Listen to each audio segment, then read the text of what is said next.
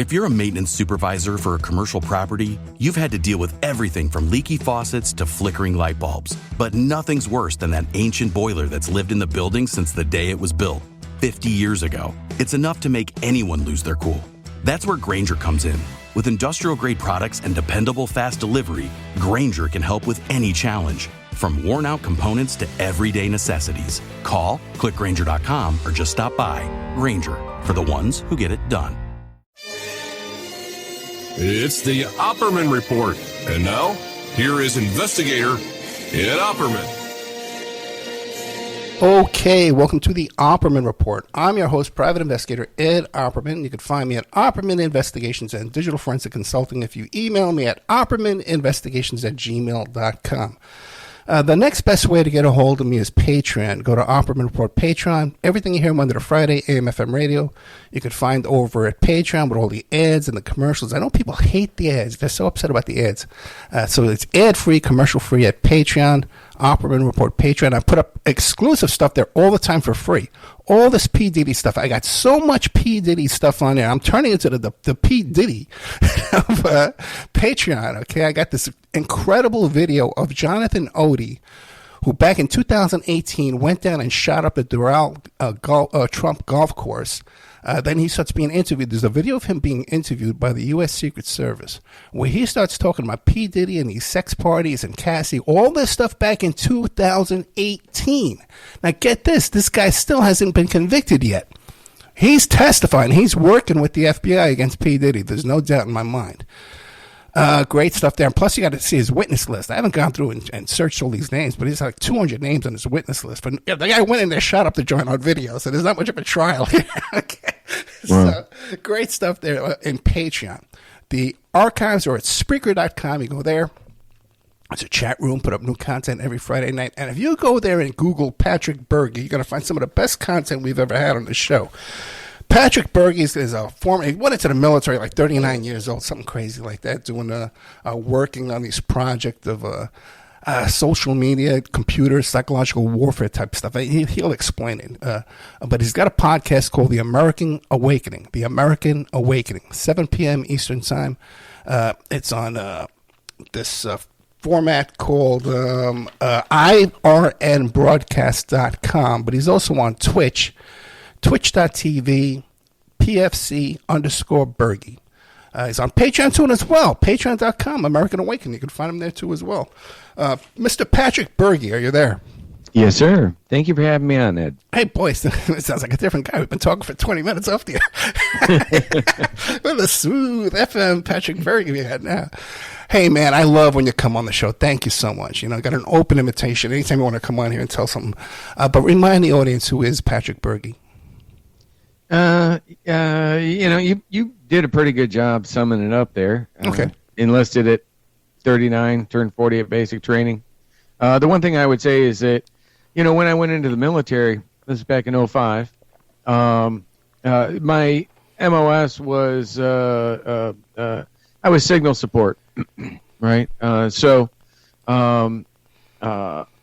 It was when I went into contracting afterwards in 2007 that I went over and started working for Technology, and that's when I started working on the IIA project, which is it's publicly available information if you know where to look.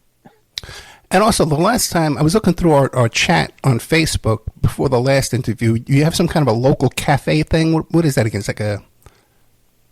Yeah, that's what I'm working on. I have a commercial property here that I have now, and I've just been working on the project of turning it into of basically making a kind of combining a Starbucks with a Google data center and a marketing company, right, for influence. So it's a members only cafe for content creators and business owners, looking for a way to bring those two people together, so that local businesses can have access to tools to be able to put them online, right? And it it's a great opportunity for kids. It's a great opportunity for anybody who understands how to set up websites or do the basic things. And if you like lawn services, places like that, they can't afford these big Cox Media marketing companies. So I'm looking at a way to kind of create a social network, but also having a physical location where people can actually go and meet. Because, Facebook and all those things, the internet's great, right? But it's taking away from us that human contact. And I want to try to bring those together. Man, you took the words right out of my mouth. This whole thing with this cat, these Haitian cat eating stuff, in the old days, when people were talking face to face and we didn't have these stupid phones in our hands all day long, I don't think that story would have gotten as far as it has, you know what I mean, on Twitter and Facebook. Yeah, it was just a distraction, but it was also tactical. I'm not sure because there's just not enough data, but I'm not sure if it was like the disaffected Republicans, or someone like Stone that did it, or if it was like Democrats, DC lobby Democrats, that put that together. But no, that the cat thing you could see from a mile away was just stupid, and it ended up being horrible. They're emptying out schools with bomb threats because Trump mentioned it. During the debate, and I voted for Trump in 2016.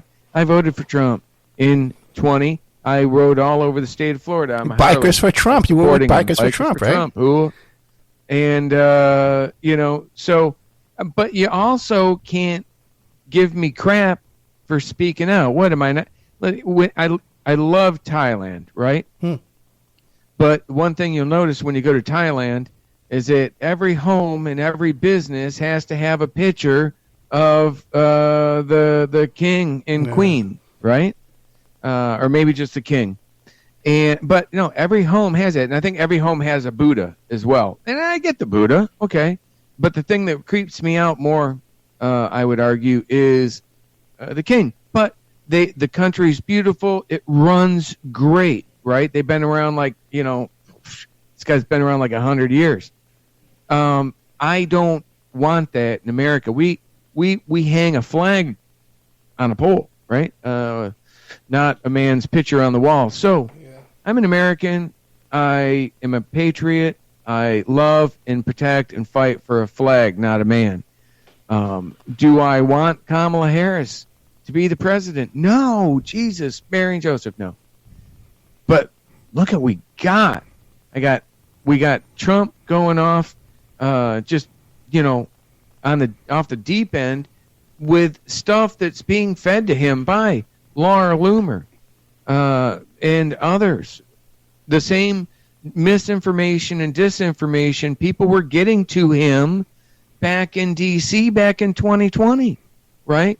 The same, and what when Millie was arrested, she was wearing a Laura Loomer shirt. Really?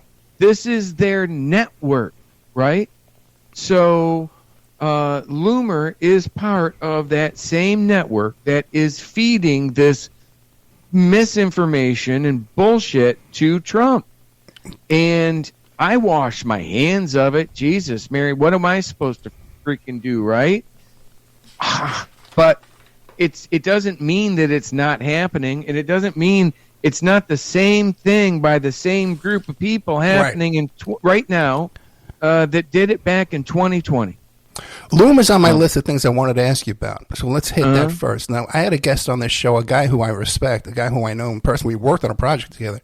In fact, you even helped with that project when you gave me a phone number. Okay, let me ask you this. He tells me Loomer came out of James O'Keefe Project Veritas, right? So he has some kind of training there. And he also tells me that James O'Keefe Project Veritas had training from Eric Prince in doing undercover operations and surveillance and tactical. You heard that story too? You heard that too? Yeah. Yes, I did. I would argue I remember it being from a pretty solid source. Yeah, and then public knowledge. And that O'Keefe was offered a contract by Qatar to go over there and do undercover espionage. Yeah. Yeah. Now, what about Loomer, that she has a bunch of honeypot type women around her? That you've told me stories about General Flynn's son. What do you know about Laura Loomer and honeypot type activity? Yeah, well, you would think she would have better luck than Tory, but Tory's got some pretty good numbers on her bedpost when it comes to honeypotting. Not me, thank you very much. But since she's been on the hunt. And but no, they do. They go out. They can't do it alone. They usually try to get around people that have credibility because they've lost all theirs. And it's the same damn people. Yeah. Everybody's Trump. He's like, he has trouble acknowledging that he lost. I do not have trouble acknowledging he lost by a lot, by the numbers that they were looking at, because of the batshit craziness of people like Millie Weaver, who I didn't have anything to do with it, right? Hey, do you mind if we tell your story in a documentary? No, sure, that'd be great, right? I'm trying to get this out. Little did I know, Tory's sister, literally, Maria Helen Morris, literally worked for the State Department and put those partnerships together between the State Department and Facebook and the other social media platforms. Little did I know that. Holy cow, right? I guess, again, when I point to all this stuff being kind of, I have to wash my hands with it, this being like above my pay grade, it's like, really? You got people from the State Department who put these partnerships together, inserting people on the ground, assets on the ground, covertly, into documentaries to discredit the documentaries. Literally, her sister, the sister of the woman that put the Facebook partnership together between the State Department, Maria Helen Morris. She's got damn videos on YouTube with the seal of the State Department behind her, explaining what she did for the State Department with Facebook and these things. And her sister was the one that destroyed Shadowgate to silence what I was trying to say. So it's like, and nobody cares, right? Yeah. It's like people are so freaking brainwashed. Oh, no, you can't talk bad about Trump. Why? Because he's acting completely batshit crazy. Somebody, like if you're someone's friend and they're doing something or saying something really stupid that's going to get them hurt, yeah, it's kind of your responsibility. Maybe you want to speak up. Dude, you sure about that? But, a complete stranger, I'd probably just let him do it and go on, But this is somebody that you want to be president. Patrick, we're 15 minutes in, and already I've had to jot down the time 3 times. Remember the no obscenity rule? Oh, did I say a bad word? Yeah, 3 times, bro. But that's okay. Oh, my God, I'm so sorry. I know. Don't worry. Move on. Now, what about where does all this funding come from? Now, these guys, do you think they're a controlled opposition, or the funding is coming from Russia? We see with Tim Pool. They're definitely controlled. Definitely controlled. It's hard to. They get a help. They get a hand up. They get either funded to get their platform started, or they are introduced into their already existing network to allow their existing network elevate their new platform to give them, to their as an influencer. When you do that on the scale like someone General Flynn did, for example, or even Tory, right? Just like an individual, quote unquote. But she had a lot of money coming in from sources, crypto and stuff, right? And so I'm going to assume that probably a lot of these influencers do. And they get paid money to discredit people, to destroy reputations, things like that.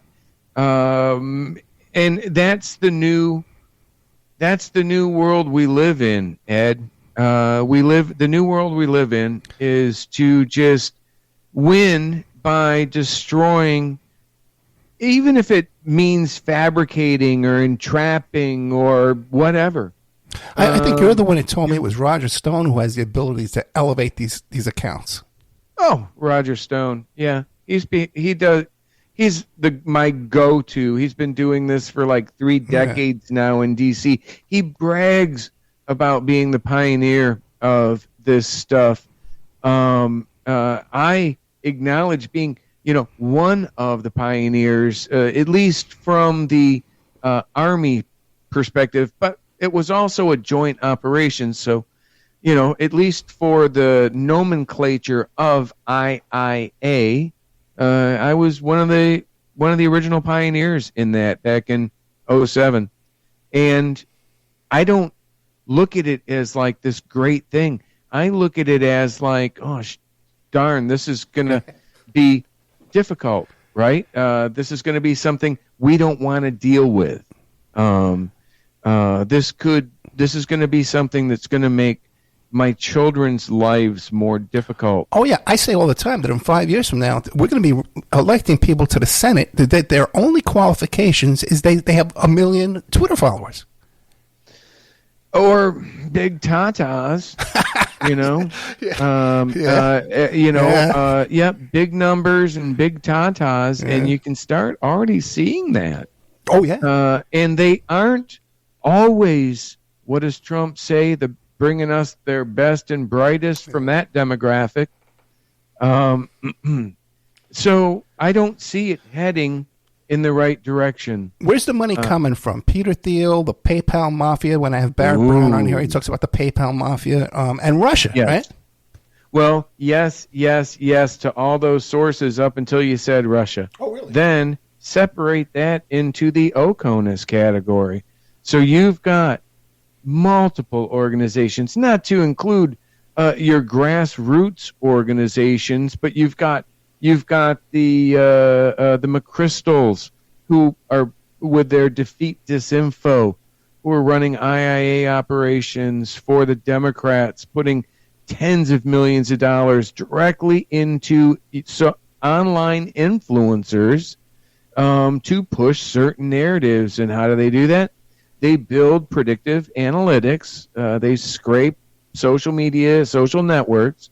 They build predictive analytics. They put people in categories, and they reach out to them if they rank to a certain level, and they have a certain amount of followers, and they will, at that point, engage with them in using non-disclosure agreements and MOUs, memorandums of understanding, to have them basically provide a set of deliverables, monthly set of deliverables, right? And it's going to be whatever the people who are paying for that deliverable want. Now, then go ahead. In the case of Tim Pool, we can see him reading talking points. He doesn't even know the names. He can't even pronounce them. And he's reading. You see, when we go back and look with hindsight, he's looking down at a paper, reading it. What responsibility did he have to understand that amount of money, the providence of it, right? This is a major problem because I told you earlier, I love my country. Yeah. I'm so much against the Ukraine and Russia war, it's not even funny. I don't want Ukrainians to be dying, and I don't want Russians to be dying. I'm absolutely against the war between Israel and Palestine, and now they're bringing in all of these other areas. And I'm against all of them, right? But a lot of this, if not all of it, is a product of the weaponization of either social networks, smartphones, or now we've seen pagers. Right? Yeah, what do you make of that? It seems that what came by surprise. It doesn't seem like anyone in U.S. military or intel was aware of that capability. Well, I think just because you can do something doesn't mean you necessarily should. I think you cannot control the people next to them, or the damage that's going to do to that person holding someone else's child, or in an elevator with someone else, with a group of people that could be driving a car. Innocent, You're driving a car. You run over a school bus now. You're right. 3,000 people were injured. They got 8 or 9. Those numbers, even if you're into an analytics perspective, do not make sense. So from an operational, let's do an AAR on this. What went right? What went wrong? What can we do in the future not to have this happen again? Well, what went right was we killed 8 of them. What went wrong? We pissed off hundreds more and made thousands more enemies. What can we do better in the future? Not do this again, right? AAR. Let's not do that again, right? Yeah.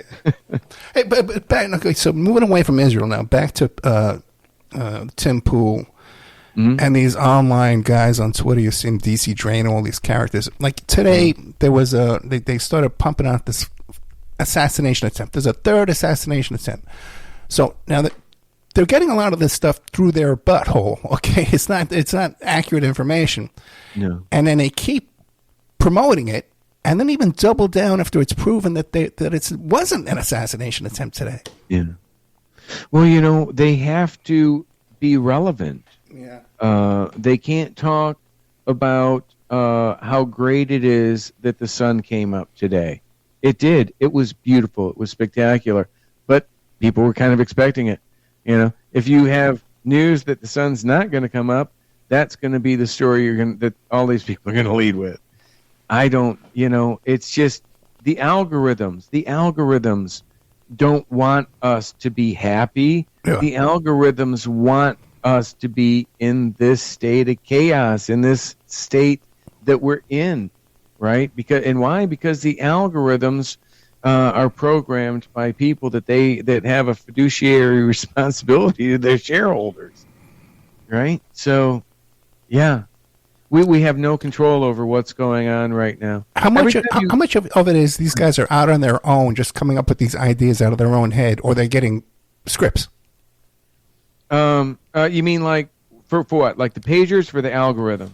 No, not the pagers. Like every day, like this Dom Lucree will come up with nonsense, these theories and coming up with a P. Diddy video from 10 years ago, 15 years ago, saying this is brand new, it's fed to me, or again, this cat story, they know how much of it is real and how much of it is being fed to them.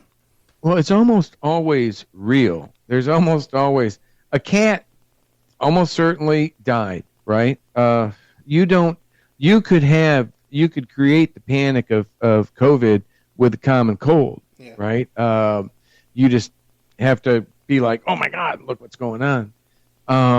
So, and then start bringing in all of these what ifs, right? All the time you see it starts with something that just kind of happened that almost certainly randomly that wasn't necessarily good, right? And they will turn it into, Michael Hastings' car crash, which may have been something that was tampered with, but it also may have been an accident. It was a nice car, and I understand he did like to go fast in it, right? But that car crash it was easily turned into a component being hacked on the device, almost by Hayden. Maybe he did, and Flynn. Maybe they did, but we don't know. Yeah. Right. And it's irresponsible to jump off a cliff, just and spew this stuff out there. Yeah. Okay, so there's nothing wrong with having a conversation about the potential threats or security issues with those vulnerabilities, like in your vehicle and things like that. Nothing wrong with a conversation about that. But when you point it towards and focus it on, like an individual, as if, yeah, that's definitely, I mean, that's just one example of how you can take something that happened naturally and then weaponize it for years into something bigger, all starting with something that actually happened and then expanding out with plausible theories that never had very much actual factual evidence that you could verify to support it. Who is this fellow? I know his face. I see his face, but I'm not in those circles where I consume this type of media. This guy, but I see you're very upset with him. When I look at your Twitter and your Facebook, Ivan Raiklin. Oh, Jesus. Slowly I turn. Yeah. Go ahead, bro. Hey, we're okay. I can say that, right? Oh, no, yeah. Oh, no, I'm sorry. Yeah. I'm just saying, I'm pushing your buttons if I mentioned it Raiklin. It depends on how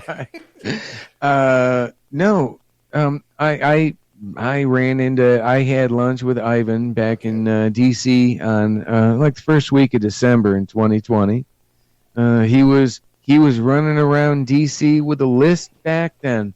There's a list of all the people we're going to have testify before Congress, and we're going to expose them, and we're going to take them all down. Well, he wasn't the marauder then. I don't know if he was anything special. He has tweaked his marketing a bit. But, he had the same BS, and he put me on that list to testify before Congress, and I told him when he did it that I didn't believe him, but that I would just be, please, surprisingly amuse me and actually make it happen. But I looked right at him and I said, but don't think I'm not stupid. Right? And sure enough, nothing on the list ever happened. And I certainly never testified. Well, who is this guy and what's his background? He is an attorney, apparently, which, that puts him up on the list of people that you adore. And, right? Oh. And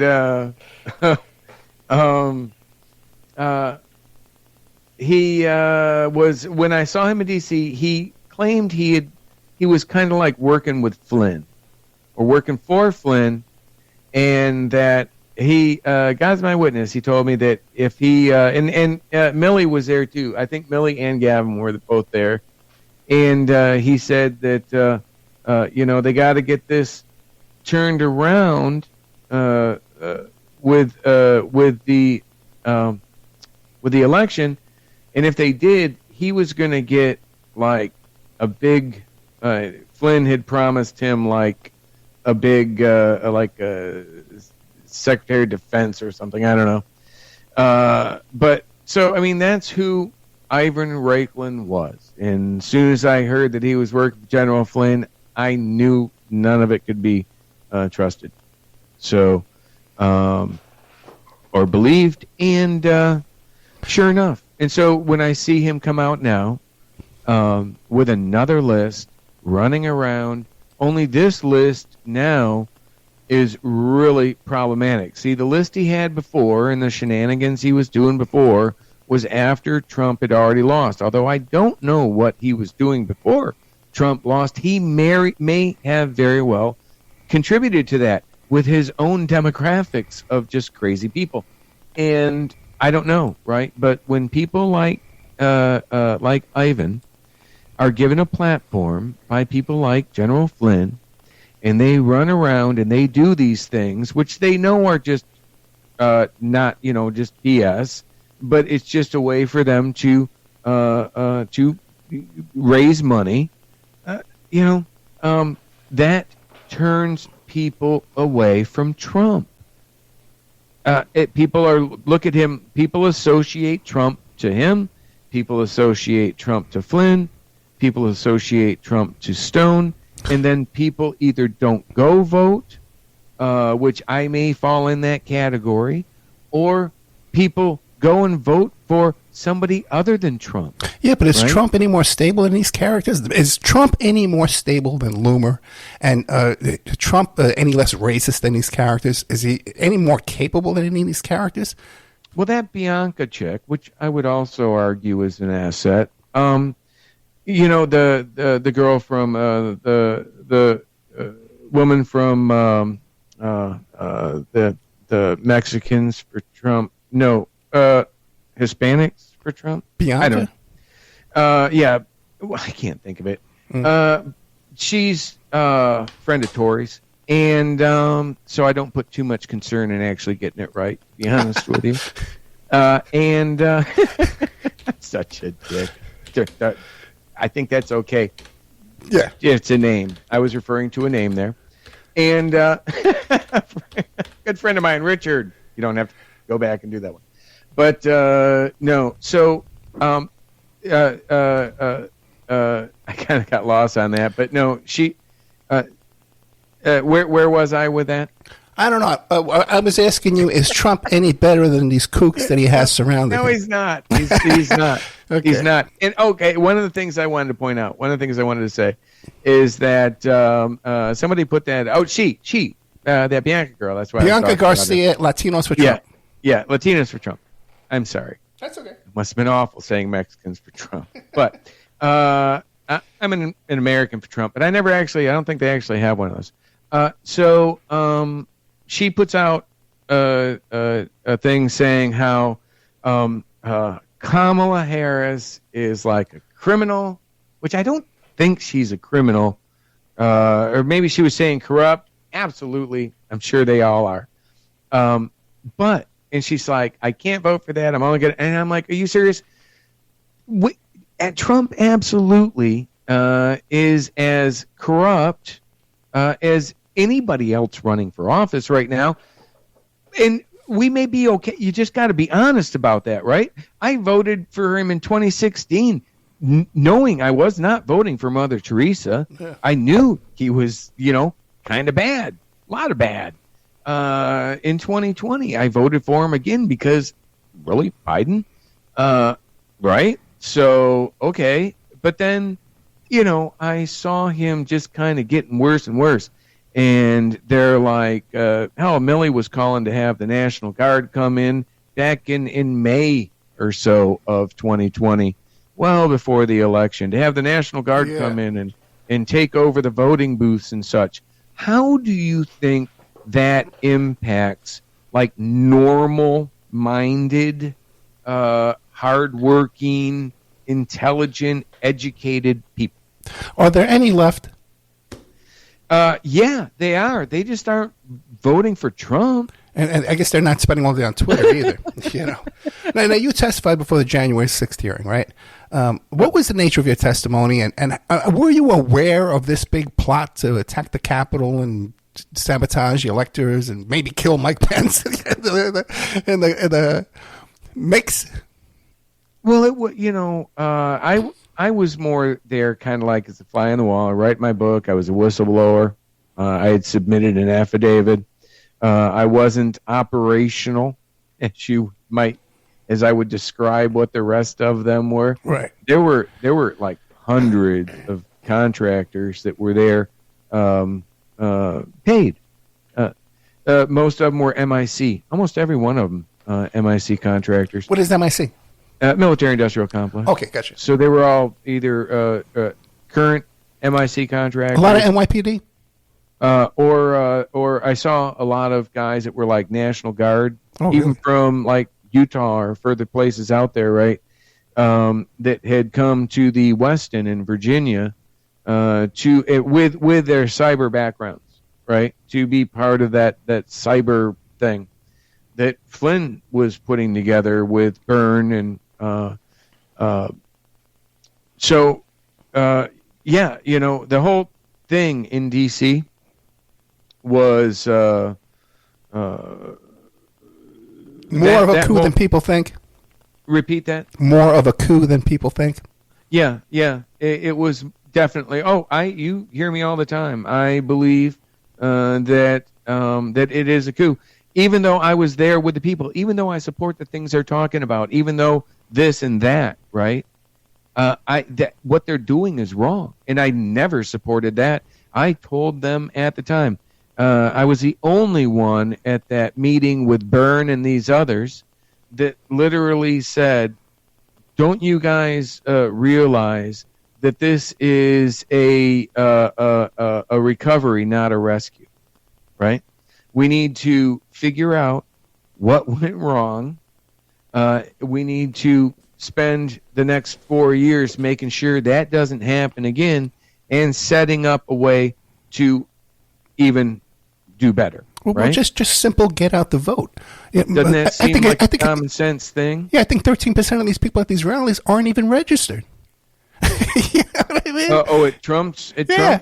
Yeah, it's entirely possible, right? Well, that guy that with the long hair, that kind of gay guy, who's doing all the registration, and he admits it. 13% at the rallies aren't registered. Well, there you go.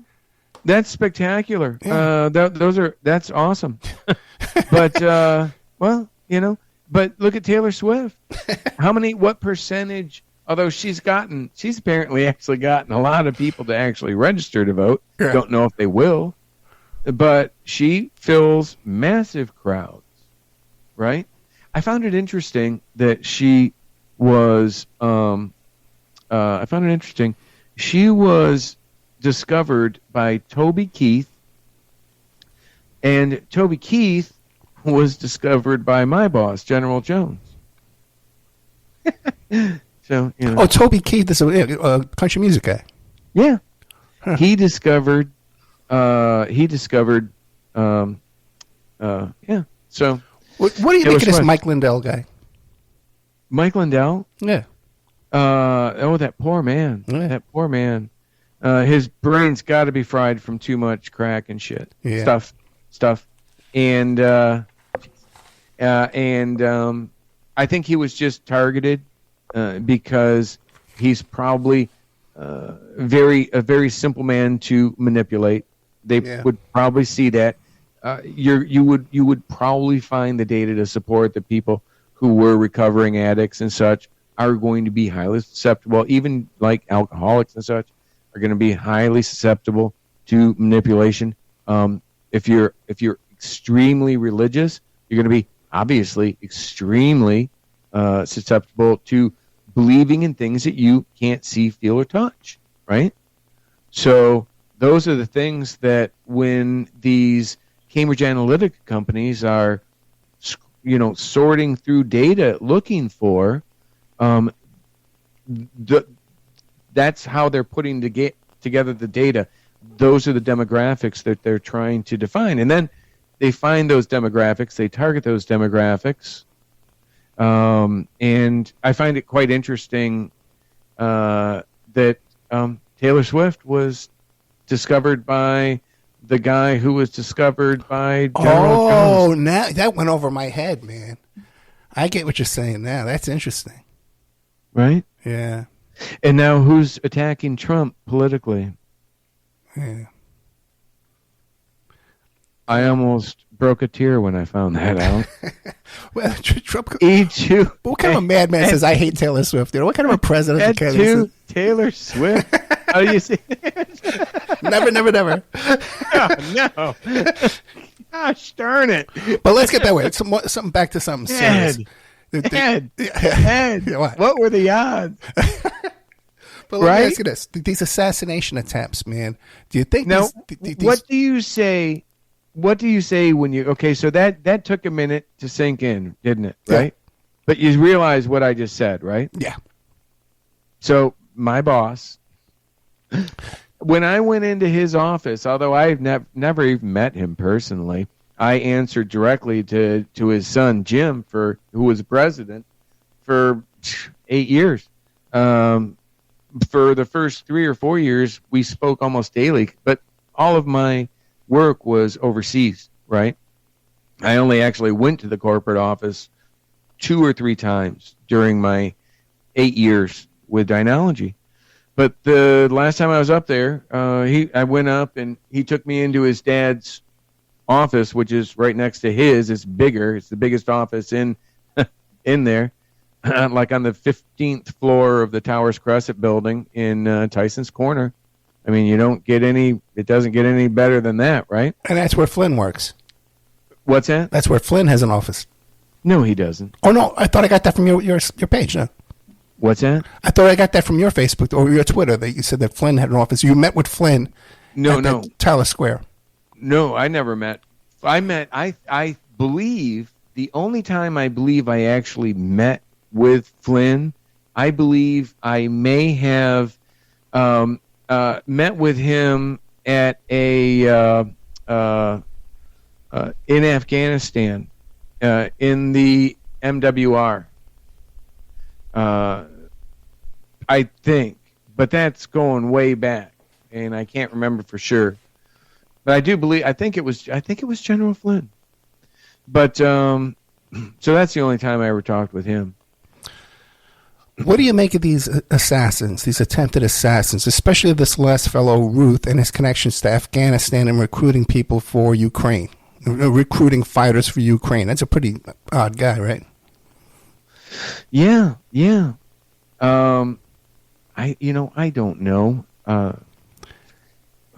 Does it seem possible, though, because they have a connection to BlackRock, both of these guys, that this private intelligence, this Cambridge Analytica, is it plausible? Yeah, absolutely. Does it look like it? Does it look like could it? Okay, is it plausible? Yes. Could he also just be a veteran like me? But I've just got my screw tightened a few more notches. Yeah, right. Right? He doesn't seem like a horrible person, like a bad person, but he seems kind of broken, hell-bent on war, hell-bent, just sold. He's just been sold on the war in Ukraine. And so could we possibly, with very little data for me to support my argument here, but just for a conversation, could we possibly argue that it's not a CIA thing, in as much as this whole weaponization of social networks, not just social media, social networks, this weaponization of social networks are just breaking people mentally at a faster and faster pace, right? And this is going to be a pattern that could very well, I believe, it is going to end up destroying us. I don't see how. Well, is that the goal then? Because you were behind the scenes developing this stuff. Okay, and so was there a study done to say, hey, if we do this too much, the whole country's going to go nuts and start eating cats? You know? Well, most of the stuff that we were done, that most of the stuff that like the engineers or the coders would design, or anything that we did, right, would be based on the recommendations of like professors, right? Psychologists. So you kind of trust that maybe they know what they're doing. I certainly don't. No, definitely not. No. EFC. Okay, real quick. I noticed you have some. Slowly, I turn once again. You have some comments about Dan Bongino. Yeah. Did you see the video that I put out on Bongino? I didn't get a chance to listen to it, but tell us now. It's pretty good. I made a song for him, and I actually put. So I used a video from a trip that I made out with one of to Naples, Punta Gorda, Naples, with one of my supporters to meet with Dan Bongino, just with a copy of my key tam that I had handed off. So this is like February of 2020. I had submitted my key tam January 17th, in D.C. federal court to Judge Mehta, who happens to be the judge that's overseeing all the major cases there, which I find a conflict of interest because had he actually acted on the Ketam, had Bill Barr enjoined the Department of Justice to my Ketam, which they could have done. What is it's a their Ketam? choice. What's that? A Ketam, what is it? A Ketam is it's from a thing called the Lincoln Law. It's the whistleblower law, right? So if it was made back in the days of Lincoln, when when the government would order 1,000 rounds of ammunition and they would only get 700, or some of them would be filled with sand or whatever, right? If there was some fraud and somebody saw it and they reported it to the government, the government would go after the people doing it, stop them from doing it, and give the person who reported it a percentage of that, whatever they were doing from the government. Now, but there are restrictions for that, which I had waived a long time ago. One of those restrictions is not talking publicly about it, which I had already done. So my purpose for doing the Ketam was strictly to try to get accountability, right? And so after that, in February, one of my supporters flew into town, and we drove up to Naples she had spent $450 a piece for us to get the VIP Dan Bongino experience at his book event. And I went down there. I spoke with someone beforehand, just trying to get a moment of Dan's time to be able to give him this stuff and hopefully just be able to start a conversation with him. Here, look at this. Why did I give that to Dan Bongino? Because so many of the people that he talked about on his show were directly connected and listed in my Ketam. All right. But he treated me like crap from the time that I walked up to him. And here I got my Biker's 45 vest on, Afghanistan veteran. So you'd at least think he wouldn't, but he was just like, this isn't the time for this. And next, and I was like, okay. So we go back to the table, and we're sitting there waiting. He comes out, does maybe a 20-minute thing. Really, $450 for 20 minutes, and my steak was burnt. But he actually sent a couple guys over to the table with cameras taking pictures of myself and Susan, right? Like, spies. And I'm like, wow, that's great. So Dan, within a day or two, blocked me. Really? Yeah. Now, I find it interesting that he started with Fox News just a few weeks later. Whether or not Jillian Turner, at the time, I think a White House correspondent for Fox News, but the former vice president of Jones Group International, my former colleague, I'm assuming maybe she hooked him up with that job at Fox News for burying my story, right? My Ketam. Why would I say that? Because my Ketam named Fox News, named Jillian Turner, right? And then shortly after, he got this big buy-in offer on that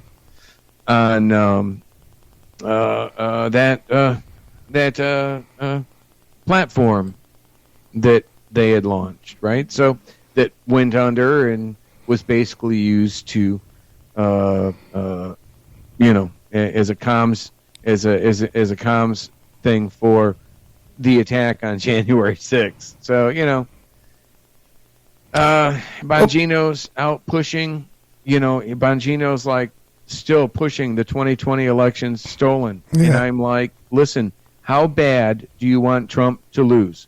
Don't these people understand, right? And I think I have a right as an American who is a registered voter to publicly say, listen, this is not smart. if you keep pushing if you believe that the 2020 election was stolen, the only way you're ever going to get the answers to that is if in 2024 your man is in office. And let me tell you, your man's not going to be in office if you're pushing this nonsense right now, because it's turning off Republicans. It's turning off independents. Democrats were already turned off, but they're even more turned off. He attacked Taylor Swift's ass. So now you got. Did he really? Was that real? That could have been fake. Yeah. But he did say he hated her. He hates her in the middle of the night. Yeah. Right. That wasn't fake. So just by the way, if he posts an all caps tweet of X of I hate Taylor Swift, right? Do you, when something else comes out that says she doesn't have an ass, she's got a flat ass, right, do you even say to yourself, do you even question that's him? Right? That's like totally something he would put out. So I'm like, sorry.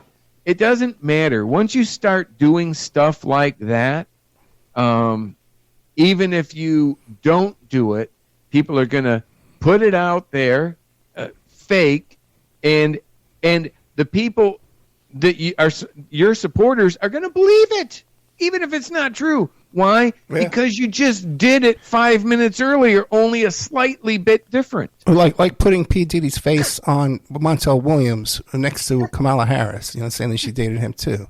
Or using, caps or no caps. Right. I mean, it's still awful what it says. And the crazy thing is he's already got that vote. He's already got that extreme conspiracy, you know what I mean? Weirdo vote. Yeah, he's got that vote. He's never going to lose it. Listen, he needed them to get through the attacks of DeSantis and others. He needed that team of sociopaths to just do anything, say anything without any bounds to take out anybody that would threaten him for this run. That's why he's the candidate. Not because he's the most qualified, but because he's got the largest group of people that have no moral or ethical bounds whatsoever. And they will lie. They will fabricate. They will do it in a very coordinated and tactical way. Yeah. And they'll be like, wow, a new check. That's great. Let's go cash it. And they won't even care. They won't care what they're doing to us, right? Here in our country. Don't poop where you eat. We've been talking to Patrick Bergy, the American Awakening, 7 p.m. Eastern Time every Thursday, it is, right? Yes, sir. There's a live chat. You get the videos on Twitch TV, PFC_Bergy, X.com, IRNbroadcast.com. You could find it there too as well. And he has a Patreon called American Awakening. And the last couple of minutes, Mr. Bergy, and I love having you on here, man. You really do. Just, you don't hold back, man, What would you like to leave us with? I don't know. I appreciate you having me on here. It is okay. Yeah. Let me pose this, right? We're talking about the stuff we're talking about today.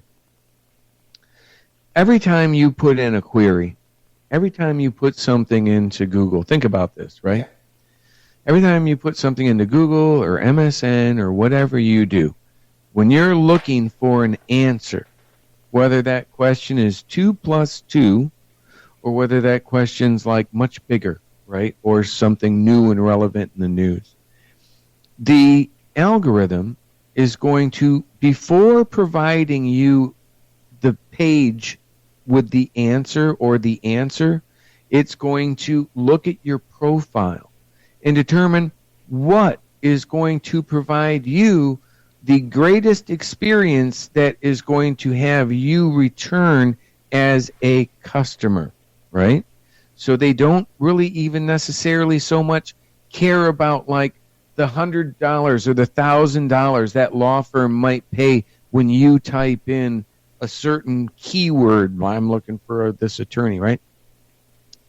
They want you to have the best experience. So when you, in anything you type in, is going to take you to the answer you're looking for based on what it determines as your predictive profile, right?